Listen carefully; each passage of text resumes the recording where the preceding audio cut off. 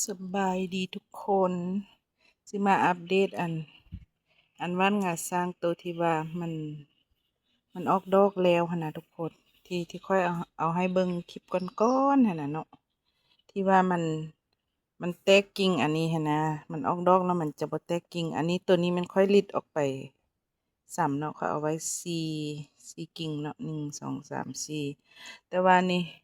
ในที่สุดมันก็แตกหน่อแล้วทุกคนนี่มี2หน่อเนาะหน่อนี้กับหน่อนี้เนาะตัวนี้คือกันนี่ตัวนี้มันก็แตกหน่อแล้วเนาะแต่ว่าตัวนี้ค่อยยังบ่ไ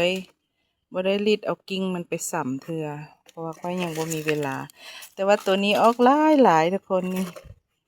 นี่ตัวนี้นะมีจักหน่อ1 2 3 4หน่อแล้วทุกคน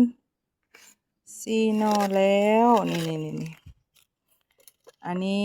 มักส่วนตัวเด้อทุกคนเด้อบ่ว่ากันเนาะนี่ตัวนี้แท้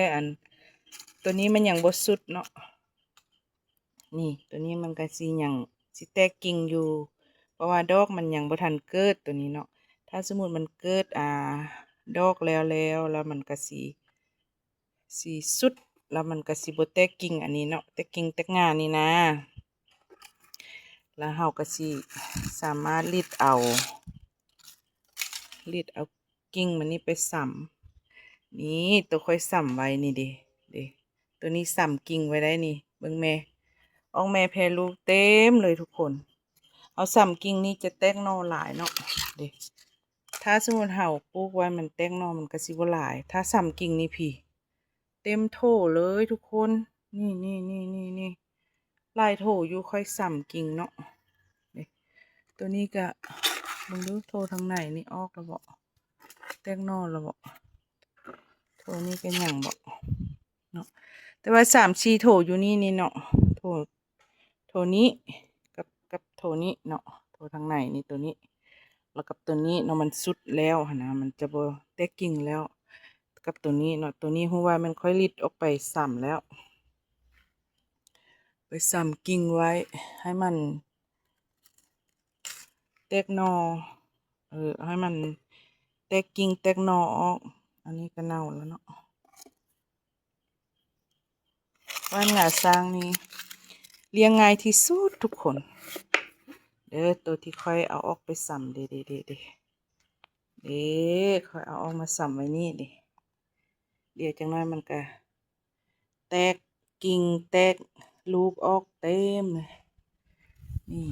เกล็ดมรกตออกดอกแล้วนี่หลายดอกอยู่เนาะช่วงบางแล้วฮะเนาะมันบ่มีเวลาฮะนะตัวนี้คือสิมีมากนี่แหละบ่มีเวลาเบิ่งนะเหลืองนี่นะตัวนี้เขียวแล้วตัวนี้สิเอาอีกโถหนึ่งให้เบิ่งโถที่ว่าค่อยส่ำกิ่งไว้เนาะค่อยส่ำกิ่งไว้โดนแล้วอันนี้เบิ่งเอาพวกเจ้าพุ่นนะพุ่นส่ำกิ่งพุ่นนะออกแม่แพรลูกเต็มเลยออกแม่แพรลูกนะพุ่นนะป้าสะอ่อนบ่ทุกคน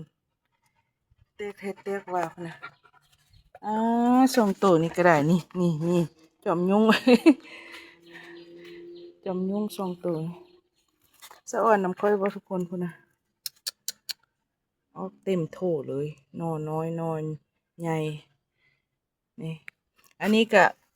ก็มันกระสุดคือกันเนาะโอ้ยอย่ามุนไปเถอะมาออกมาดูลูกค่อยนะดูเจอกันคลิปหน้าได้ทุกคนบ๊ายบายอัปเดตดอกไม้หน้าบ้าน